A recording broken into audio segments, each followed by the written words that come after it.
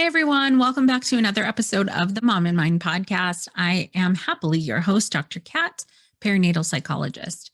I'm really excited for this interview. I'm thankful to our guest, Jocelyn, for coming on and sharing her experience of being a second generation Asian American immigrant, first growing up in Canada and then making her way to the United States about 10 years ago. One of the many things I love about her sharing with us today is that she's sharing her personal story, but because she has such insight and depth as a therapist, she's also able to kind of explain and narrate some of the underpinnings of her experience and the experience of a lot of other people who are immigrants or who have immigrant parents. Jocelyn is a second generation immigrant growing up first in Calgary, Alberta, Canada, and now currently residing in the beautiful Bay Area of California.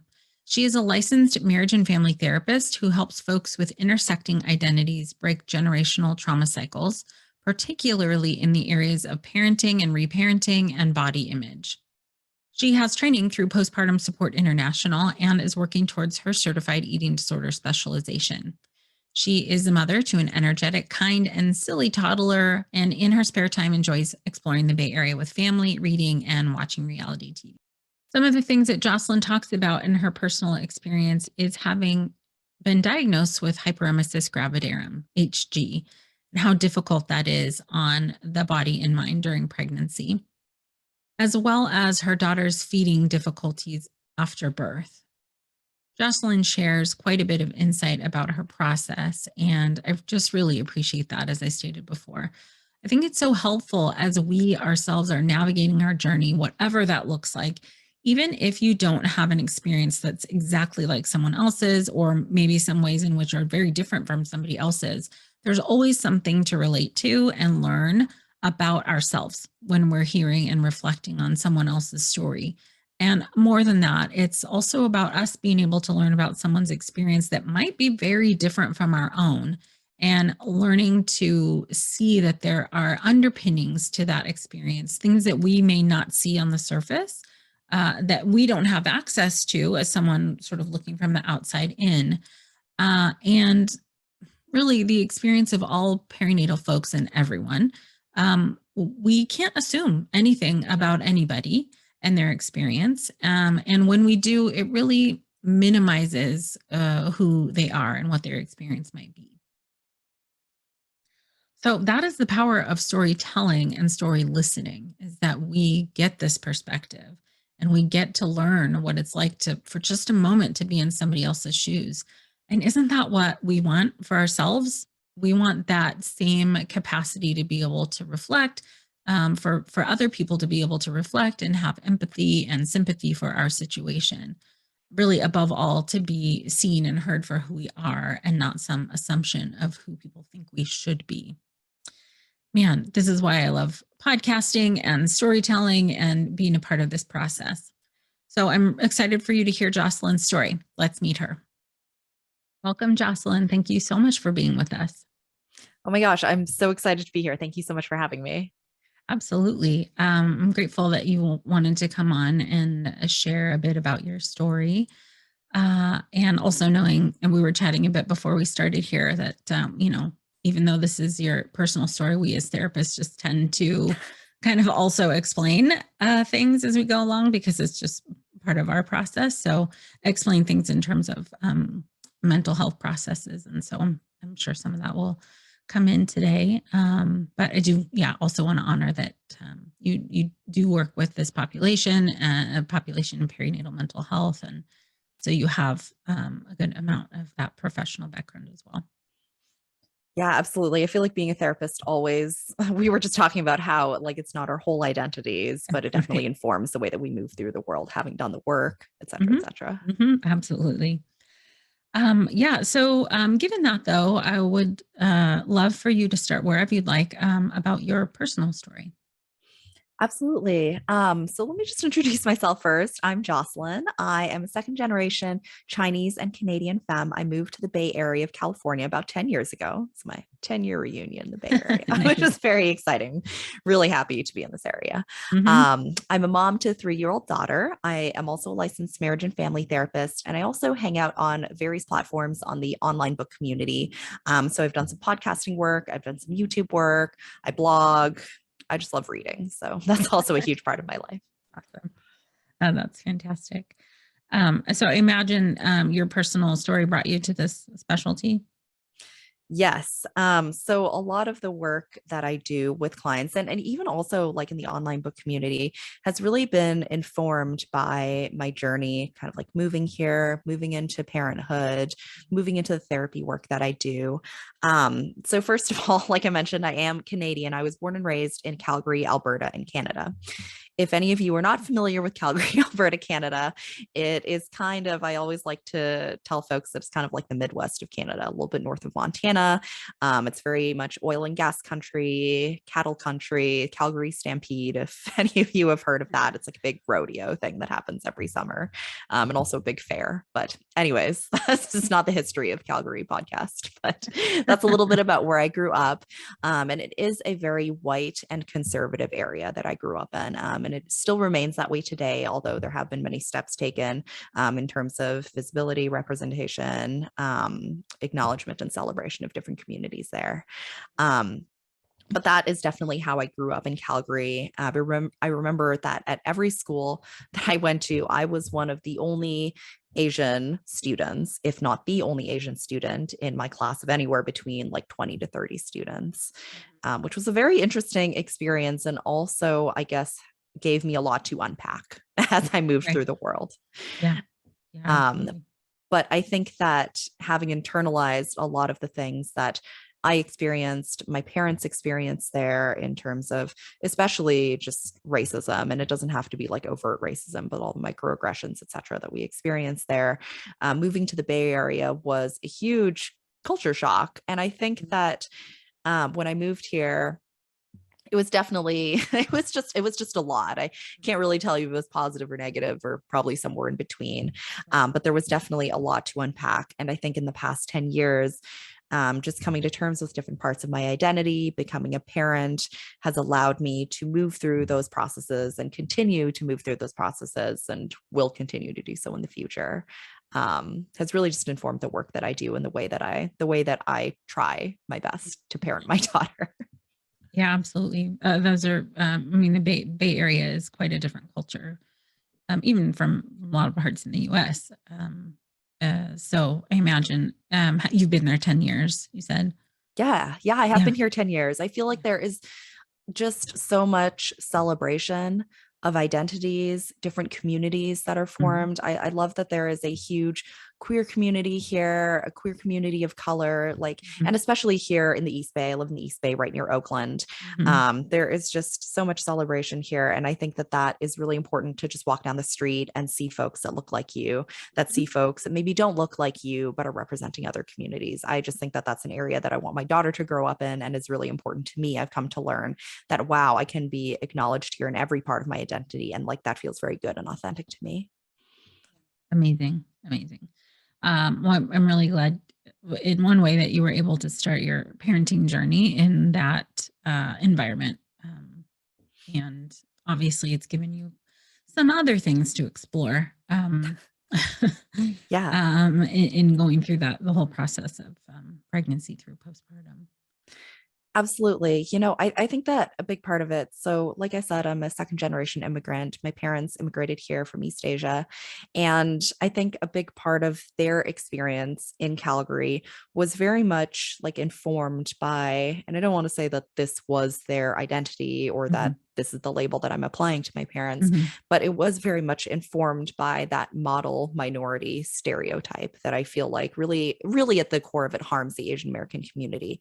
But it really just is about, it really started in like the mid 1800s, if we're kind of doing some history here, where a lot of folks that were immigrating here from specifically East Asia and China were factory workers, railroad workers, and they were doing the same type and amount of work as white workers here, but they were earning less money. And that started this mindset of like, put your head down, pick up your bootstraps, work harder, work faster, produce more. And as all the slew of immigration acts that were passed that were really discriminatory towards specifically Chinese folks, and then the movement in the 1970s to differences in wage gaps closing. And a lot of this was attributed to that mindset of like, pick up your bootstraps, work harder, faster, produce more, very capitalistic at the core, really.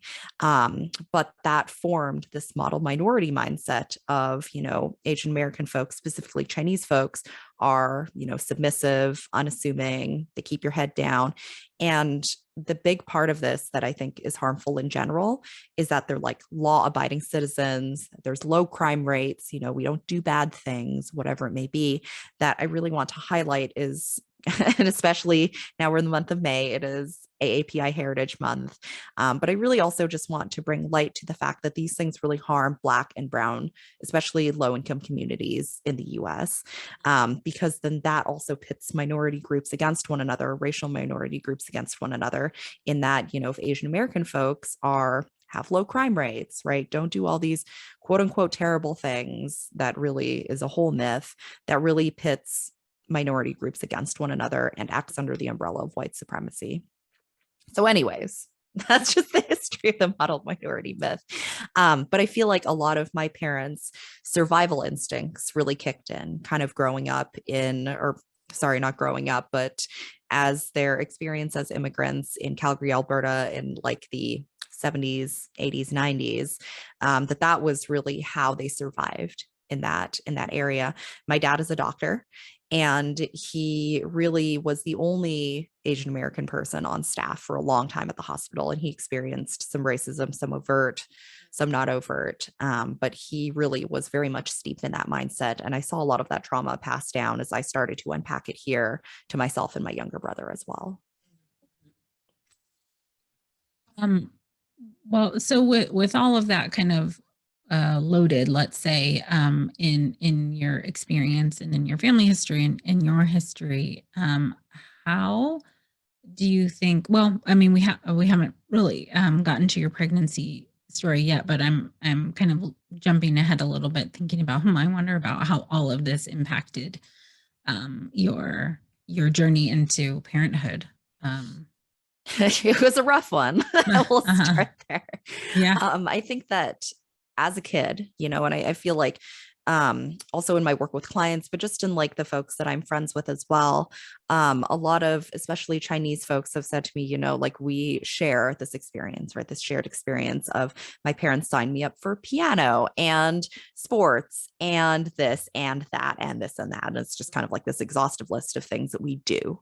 And I think that is a really core piece of the work that I do, right? Is that, and I say that the work that I do is that there's this big focus on the things that we do, the things that we produce.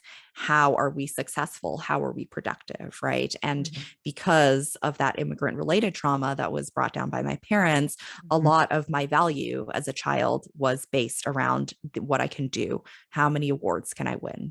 I used to be an athlete, how many people I could beat, how I compared to the folks around me, these kids that were like 6, 7 years old, right? All I knew was like how I was compared to these children, right? Yeah. And so I think that when I was a kid, I really internalized a lot of that competitiveness. I remember even when I was a little kid, it was written to my report card, Jocelyn has this great work ethic, but is so competitive. I feel like it really encapsulated me as a kid. Yeah. So I feel like a lot of that was, my parents' stuff that was just steeped into me. And as a kid, I didn't know any better, right? I just wanted to win all the time, right? I just wanted to be better than classmate A or classmate B. And it was less so of like hey, let's join together in the space. Let's relax. Let's just like hang out by the pool, right? And I also want to acknowledge that there is a certain modicum of like privilege, right? That it takes to be able to just hang out by the pool. But, even just kind of like, let's take a breath together. Let's go to the playground and play, whatever it may be. I just never had that.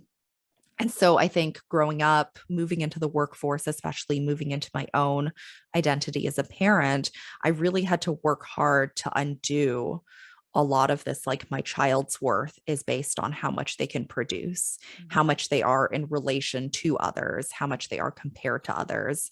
And I really, like, sometimes I even see that popping up in my own mindset right now of like, and this is something that we can totally talk about in my parenting journey. But my daughter was diagnosed with a pediatric feeding disorder. It really was this feeding aversion that she had. And this started around when she was 3 or 4 months old. And we took her to occupational therapists, we took her to speech pathologists, we took her to cranial sacral therapy, lactation consultants, anyone that we could get our hands on.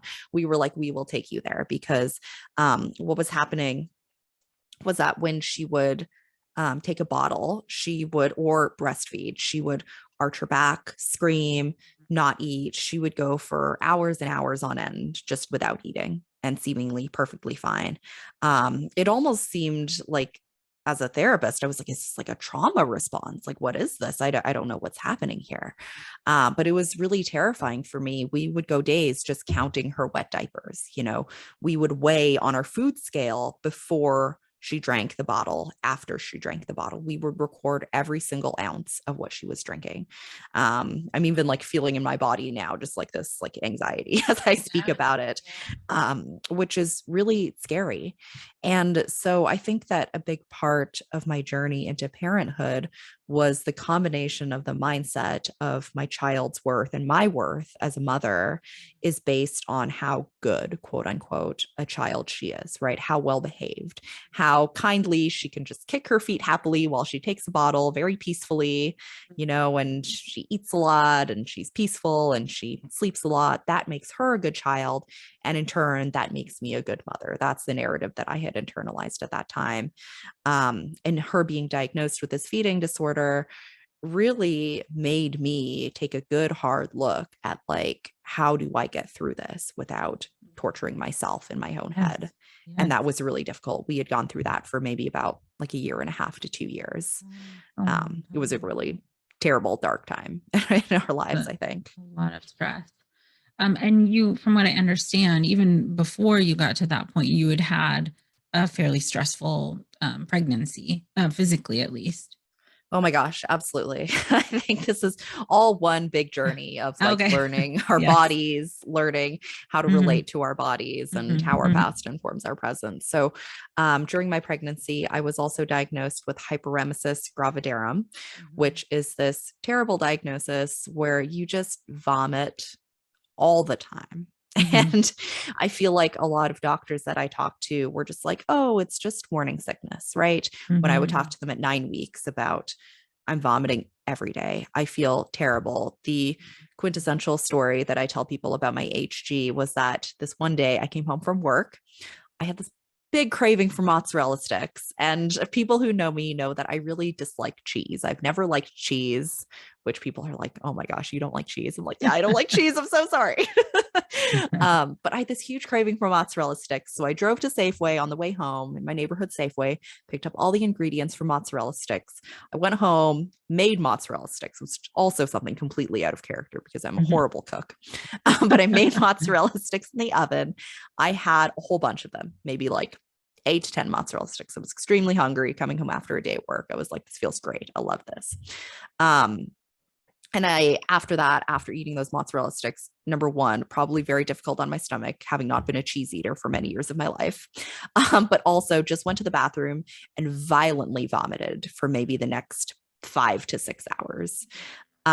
Once actually vomiting so hard that I hit my head on the toilet and blacked out for some amount of minutes. And my husband was horrifically worried about me. Yeah, That of this was course. not a good situation for me. But that is kind of the story that I tell folks, that it's not just that, you throw up a little bit in the morning and then you kind of go about your day, that there's this cap on morning sickness and then it kind of ends. But this was a constant thing for me. It was all day, all night.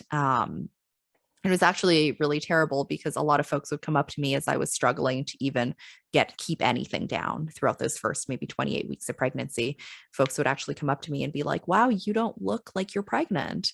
And I'm like, Uh, that's because I literally can't do anything besides throw up. And it really, I think, hindered or had me start questioning, like, what is my worth as a mother? Right. If I Ready. can't even Sure. look pregnant to other people, if Mhm, I can't mhm. even prove my pregnancy to other people, that I've worked so hard to create like this nurturing environment for my daughter, right? Like inside my uterus, my little uterus home for her, right? Mhm, If I am struggling so hard, even questioning, like, am I doing the best thing for her? Am I mhm, eating enough? Am I eating the mhm, right things? What do I mhm, do if this keeps happening to me? mhm. It really had me questioning just my entire, like, what does it even mean to be a mom? Am I doing a good job? And that started even when she was a tiny little bean at 9 weeks old. So that kind of question, sorry, that kind of comment from people started fairly early on. Yeah, the kind of comment from people really did start very early on. I think that those comments didn't truly maybe start until maybe like second trimester. First trimester, I feel like people have this narrative in their mind, right, where women don't start showing or pregnant folks don't start showing until, second trimester, third trimester, whatever it may be. But I remember kind of very clearly, as I was leaving my job because I was too sick to work anymore, that they would be like, oh my gosh, like, I can't even tell you're pregnant. You're sick. I can't even tell that you're sick. It was horribly invalidating. And obviously, Yeah. no offense meant to those folks, right? I'm sure that they only had the best of intentions, but it was horribly invalidating to me that I Yeah. was struggling so much to even Mhm, get to work every day. mhm, mhm. I remember one day I was going to work and I have to drive on the highway. I have a big long commute to work because I live in the Bay Area. But as I was driving to work, I was vomiting and driving at the same time. And I was like, I just need to get to work. There's no other option for me to engage with here because I have to exist in this state. This is what's been assigned to me. And so I just remember like those comments as I was leaving. I was working at a school at that time. I was a school therapist, where folks were like, wow, like you were doing such a good job. I can't even tell. Like, it's not a good thing to say to me at this time. But of course, with the No, best of intentions. But yeah, I really found that invalidating. It's in like, wow, like no one sees me right now. absolutely. While you're just suffering. Yeah. I mean, that's like it's hard to function at all in that state. And like as I'm just saying that right now, I mean, you had mentioned several layers of things that people have to push through, just to be in a society, in a capitalistic society in particular, of like you just grin and bear it and do the whole like bootstraps thing, but also the kind of like your production of some of your family history and cultural history in there also, of just like push forward, do the thing, do your job, be productive, is really hard to push past when you're I mean, it's hard to continue to push past when you're just feeling so sick all the time. Absolutely. I think even when I was a kid, just as you were kind of saying that, what came up for me was actually when I was a kid. This was probably terrible on many levels, but I remember my mom would always send me to school when I was sick. Mhm. And I was like real sick, like with a fever. I would be having all these symptoms in class. Like my head was spinning. I remember trying to read this thing in third grade when I was at school and just like sniffling, and I had no tissues left. I was wiping my nose on my sleeve. And I went home to my mom and she was like, you did so good being at school and being so sick. Good for you. And that is how I was praised when I was a kid, right? Of like, Mhm. even though you were horrifically sick, you still Mhm. did. You Mhm. still were doing, you were still Mhm. producing, Mhm. right? You still went to school, you went to work. And that's kind of what my self-image was growing up, and my self-worth was kind of based around this. Wow, you did this even though you were like actually had 103 fever at the Mhm. age of 7, right? This is not good for me in any way, suffering at school. There was nothing at school that I needed to learn that day that I use in my Eh, daily life now, right? No need for me to be there. But what that really instilled was that there's obviously, everyone pop psychology, right? Self-care, right? Self-care this, self-care Mhm. that, go to the spa, right? Whatever it may be. It's really commodified. It's Mhm, very mhm, mhm. capitalized upon right now, right? But I think what I needed to learn as a kid and what I needed to learn, or what part of my learning process through having HG, my daughter's feeding disorder, et cetera, was that, self-care doesn't need to be like, I need to take time off of parenting and my job to go to the spa, or I Right. need to, put on a face mask at the end of the day and put my feet up and watch some reality TV, although I do enjoy much reality TV right now, and I do enjoy putting my feet up a lot. But I think what I needed to learn, my self-care, was really unlearning this, like, you can do this even though, you can produce even though all of this stuff is going on. It's number one, the acknowledgement of like, wow, like your hardships are real. The things that you're going through are real, and they deserve care. They deserve time and space, and for you to just be and exist instead of do and produce. And I think that this is another kind of layer, living in the Bay Area, we live right by Silicon Valley, right? Which is extremely competitive. It's the tech industry. I've just heard stories and stories of folks burning out, right? And working with professionals that are Asian American that work in Silicon Valley. There's another layer to that where it's like the mindset of you need to produce, plus this extremely high pressured environment of like, wow, we have so much to do here, right? But going back to what I was talking about, I think my self-care was like, I can take time off. A couple of weeks ago, I took time off and I felt so bad to me inside, but I did it. And I think that was like a huge thing for me, was that like, yes, you can work 48 weeks out of the year, 50 weeks out of the year, but like to actually learn how to relax during the time off that I take, and to actually take the time off, first and foremost, was me learning that I don't need to do even though XYZ. So throughout your pregnancy, were you dealing with HG the whole time? I dealt with the HG pretty much, I want to say, up until like 28 to 32 weeks. It was very constant, I would say, up until about 28 to 32 weeks. There was a little bit of relief at that time. I remember around 28 to 32 weeks, the biggest I want to say accomplishment, but that is my productivity mindset speaking. But I think maybe one of the things that sticks out to me the most during my pregnancy was that I was able to go to In-N-Out. Californians love it. Being very stereotypical Bay Area right now. But I went to In-N-Out and I was able to eat an order of fries. And I was like, there are fries in my stomach right now. This feels so nice. And I just remember that every day after I took my walk, because I wasn't working at this time because I was too sick, and also other stuff I was working within the school year. My daughter was due in November, et cetera, et cetera. But because I was taking some time off, I would go to In-N-Out a lot of times a week and I would just order some fries. And I'd be like, as long as I can keep these fries down today, I'm going to feel okay, right? No matter what happens. And I think that that was maybe one of the first steps in my relearning process of like, this is what it means to nurture my body. This is what it means to acknowledge my body. This is what it means to nourish myself at this time. And it doesn't mean, again, a face mask and a spa day or whatever it may be, but this is where I'm at right now. And like, that's okay. Yep. And it took a long time for me to learn that. I'm still kind of relearning that, but maybe that was the first step of like me just sitting in In-N-Out, eating a thing of French fries was like, I can have a different relationship with my body. I don't know what that looks like, but maybe this is the first step there. Right. And it becomes incredibly complex, the relationship with the body anyways during pregnancy and postpartum, but let alone having this massive physical condition to be dealing with daily, multiple times a day. Yeah, it was really terrible. I think that just looking back at it now, it really had me questioning my worth, like I was saying, kind of like as a mother, as a pregnant person at that time, because there's this, this myth that pregnant folks should be glowing, right? It's the pregnancy glow, right? You need to have a perfectly round belly, right?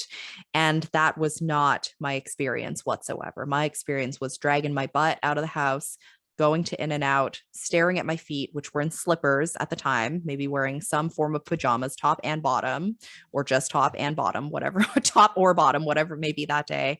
And just getting down that order of French fries, right? If I could do that day, that would feel good to me. It would be nourishing my body.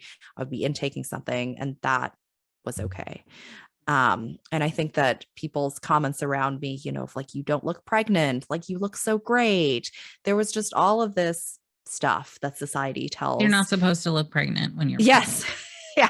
You're not supposed to look pregnant, but yet you are supposed to look this very certain way when you're pregnant, right? It's ridiculous. It's absolutely ridiculous. And I had to kind of learn to shut all of that out during that time and learn, like, okay, I can pay attention to this one very specific need that my body has, regardless of what other people say, regardless of my own internal narrative, of what pregnancy has to look like at that time. So it really started early for me, the process of dismantling what my self-worth was, what my body image was as a parent and as a pregnant person. And so how did this carry through birth and postpartum? Oh my gosh, this is so complicated. I think that it was, I don't want to say like the perfect marriage of stuff, but I think that because I had started dismantling all this body stuff around how femme bodies, around pregnant bodies should be, around how babies' bodies should be, God forbid. I mean, that's a whole other thing. But when my daughter was born, we had feeding issues pretty much from the get-go. We had issues with breastfeeding. Then kind of 3 months later, the feeding disorder diagnosis. And I also found that even during that time, that I was getting a lot of body image comments from a lot of folks, right? From older Asian American folks.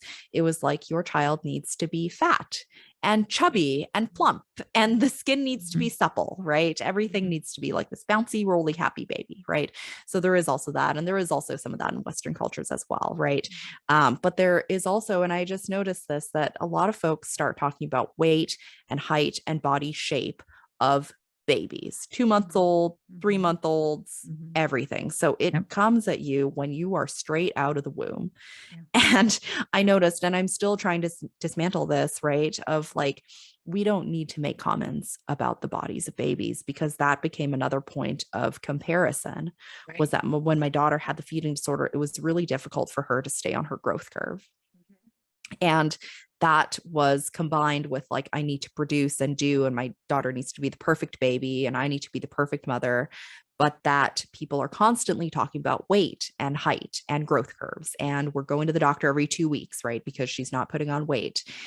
And, is my breast milk enough, right? Is it high enough in calories? Do I need to calorie enrich her formula, right? So my whole world was weight and calories and comparing with other babies. Is she like other babies that are similar height and weight? It was just so much surrounding her body and my body that it was everything that I thought about constantly all the time. And I think that a part of my work, and I don't want to really use the word thankful, because to be thankful for HG, to be thankful for my daughter's feeding disorder doesn't really seem like the right fit here.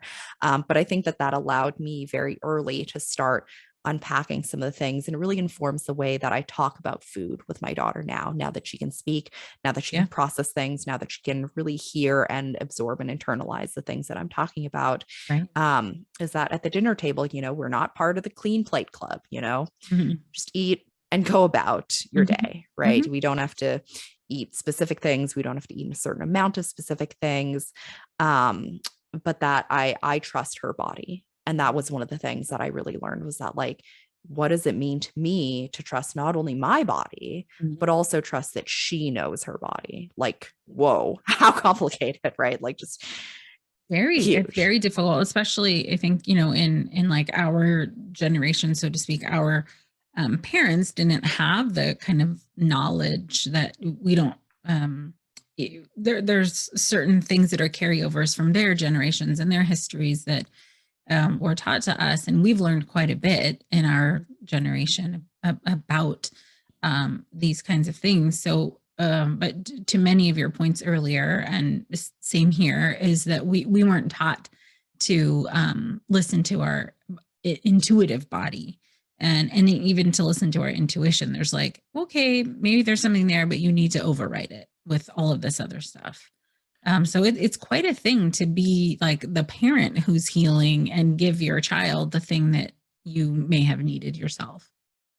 Yeah, exactly. Like, I think, again, to a lot of the points that we were talking about earlier, right? The immigrant trauma that was maybe Hmm. passed down from my parents' generation of like, there were probably a lot of things that their bodies were telling them, not even necessarily related to food, but just Right, in right. general, Yep. right? But Hmm. there was a lot of these things that came about in the ways that they behaved and the way that they parented us, that was really kind of just like survival mode, right? They were in survival mode. And just kind of reflecting on my own experience, going through HG, experiencing parenting my daughter through her feeding disorder, was that a lot of times, like, I was in survival mode, just kind of recovering from birth, recovering from HG, all of just kind of navigating that with her, was that like my survival instincts were coming out. And because of the way that trauma is passed down, right, I saw a lot in my survival instincts that was reflected from my parents' survival instincts.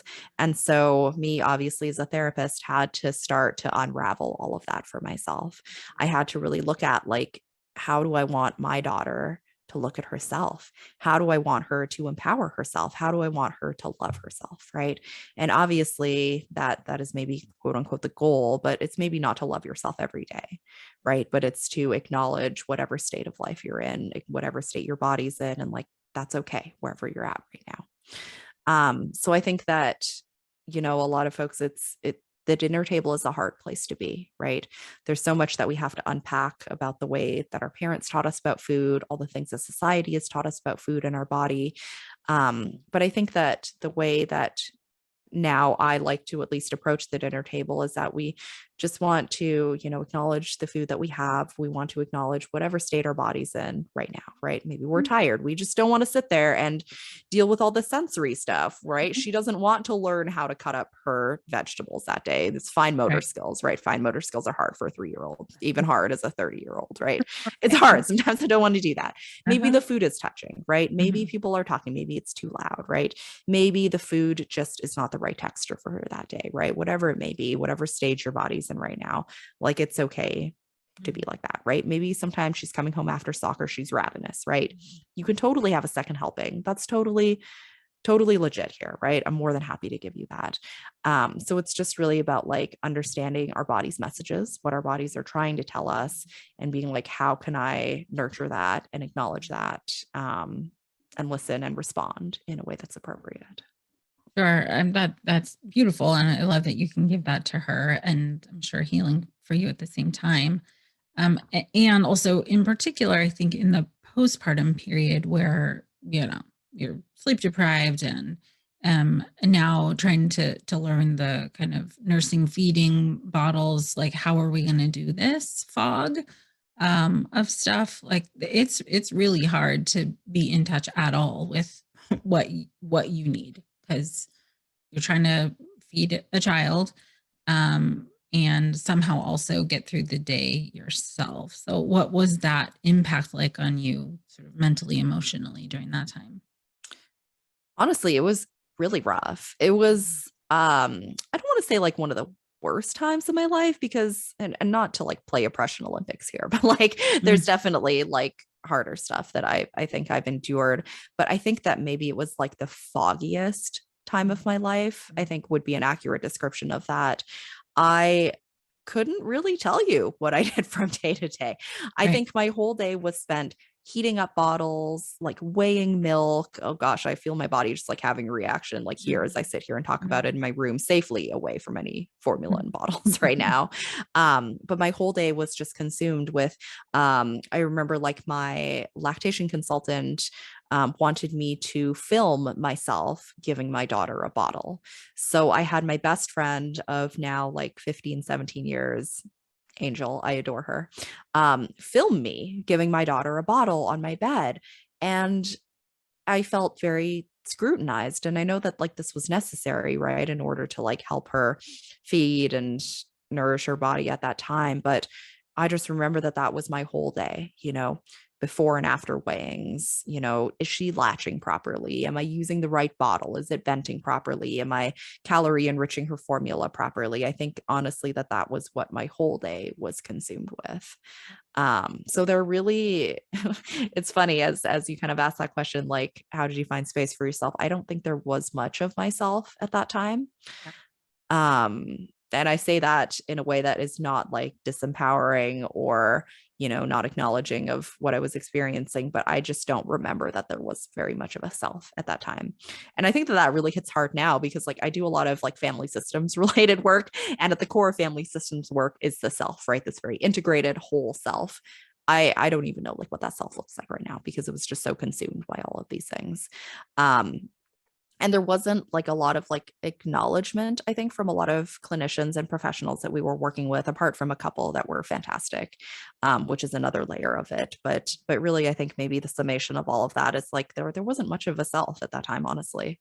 It was just sun up to sundown, just being in survival mode. There wasn't much of me that existed in that space. So, I mean, I hear you had the support of your very good friend, and I don't know if your family moved over here with you or not, but um, what other kind of support did you have during that time in the postpartum period? Yeah, I think that this was another kind of point for me was that a symptom of some of the immigrant related trauma that I think that I've unpacked like in my own therapy, et cetera, was like this hyper independence, right? That can kind of come about from trauma, et cetera, et cetera. But I think that was a big part of me, right? Like I can do this myself, right? If I just do a little bit more, if I just learn a little bit more, if I just look up different ways to calorie enrich my daughter's formula, right? That was kind of where I was at right now. But what I really learned during that period was that I can have community, and it's not a sign of weakness. It's not a sign of like you were at a deficit or you were inferior or you couldn't do this. So now you need to shamefully reach out to help from other people. And I think that this is a big point, just being like acknowledging the work that I do with Asian American folks, is that there is this statistic, wow, that was hard, that goes around that I love to tell folks, is that there's significant amount of Asian American folks that reach out for mental health help less than the general population. I think the statistic is around 8 to 9% of Asian American folks that reach out for mental health help, as opposed to like 18% of the general population. So there is this big part of like generational shame, generational, like I can't ask for help because this means something directly inherently bad about me. And that was a part of my relearning process in that really dark time postpartum, dealing with my daughter's feeding disorder, was that like having a community is good for me.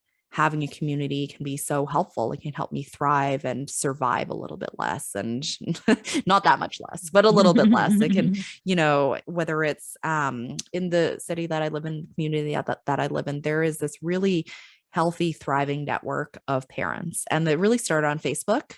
It's like the year that my daughter was born in 2018, like parents or whatever it may be. And it's just people meet through Facebook.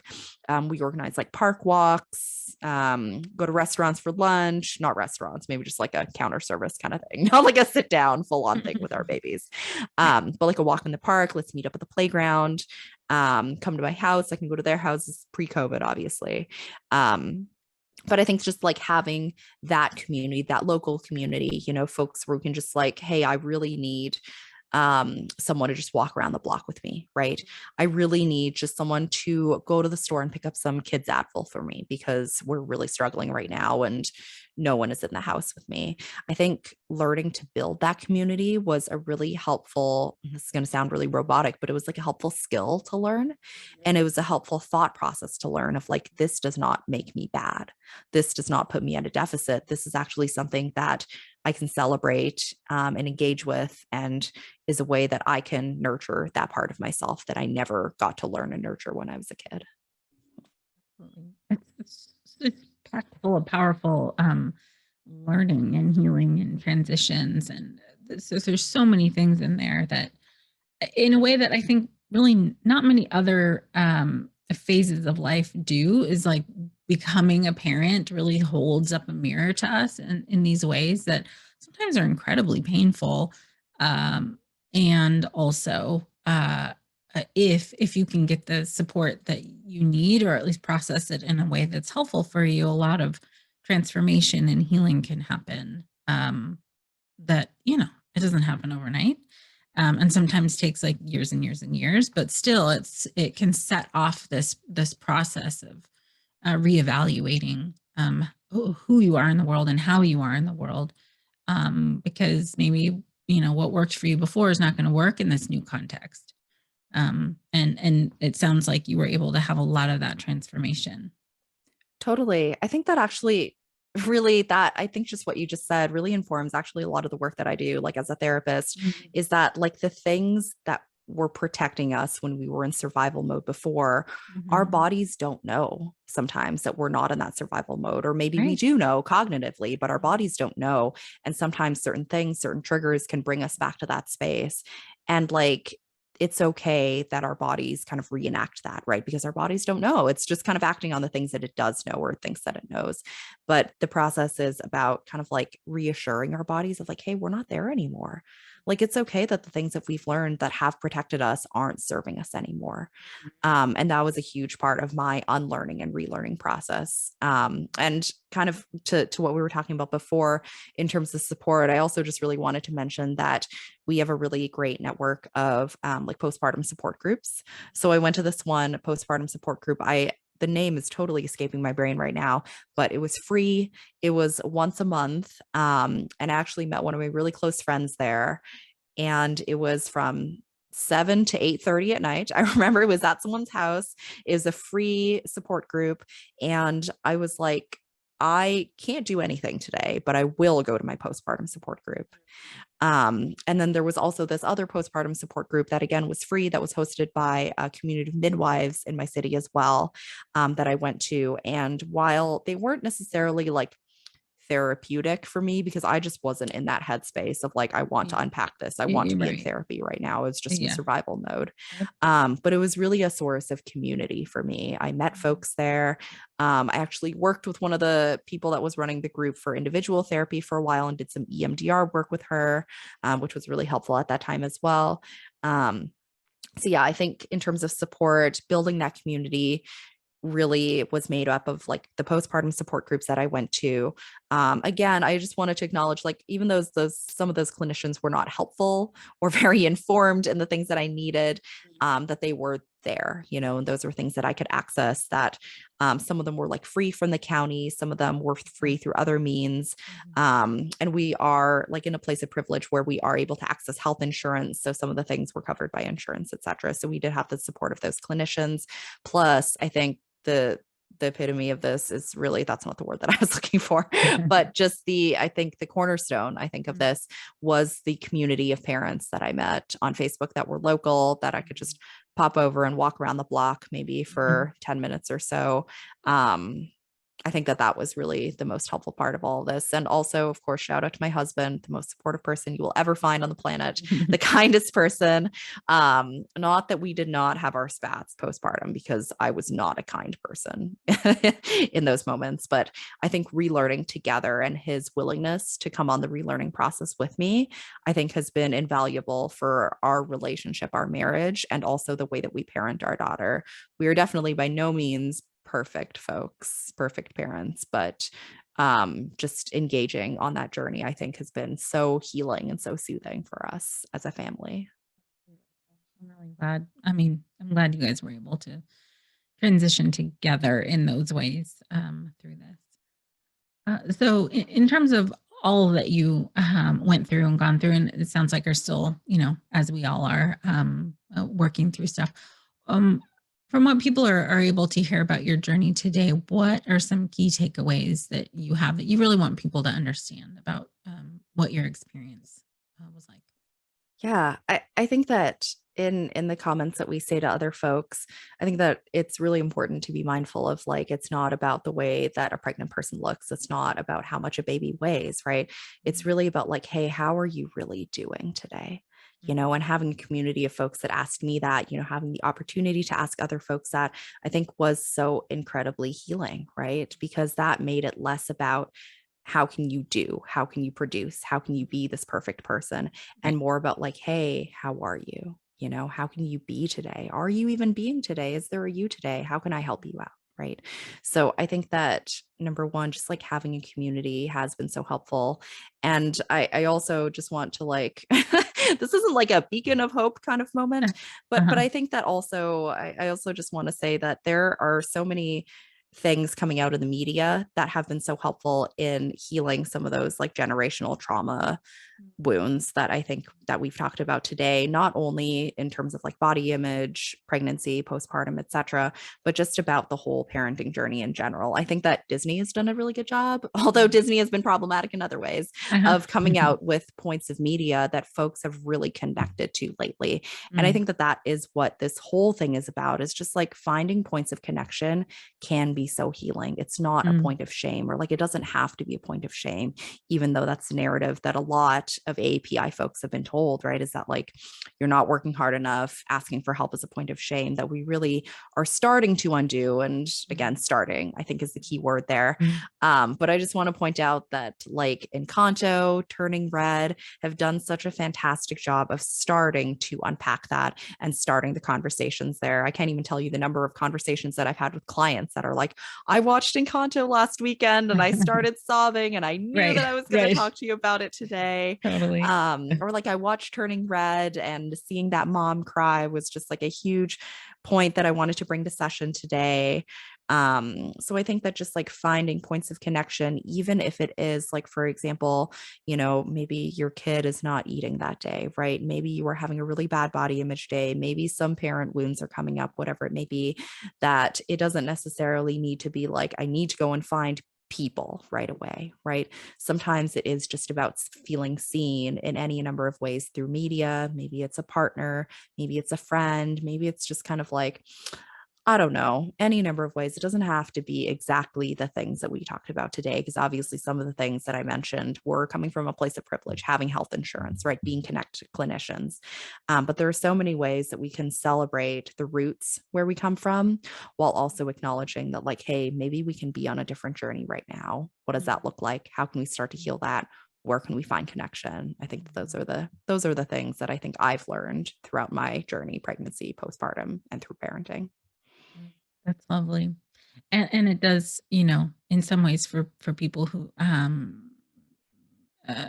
you know, haven't been on that journey or trying to figure out how to be on that journey. Those are points of connection, as you said, that they can start with. So I appreciate you giving that perspective and that bit of hope and lifeline to folks who may be feeling some of the things that you've described today. Yeah, So, absolutely. yeah. Thank you so much for coming on with us and sharing your story and giving such beautiful insight also at the same time to your process and things I think that a lot of people who are listening can really connect with. So thank you. Yeah. Thank you so much for having me. I really appreciate it. That's great. For those of you who'd like to get connected with Jocelyn, please find her on Instagram at Therapy with Jocelyn. And as usual, my call to action for each and every one of you is share this with even just one other person, or as many people as you can think of. The more we understand about other people's experiences, the more we can reduce stigma, the more we can raise awareness and make sure that people who are experiencing perinatal mental health conditions all throughout the world are getting the help that they need. Thank you so much for being with us. Until next time.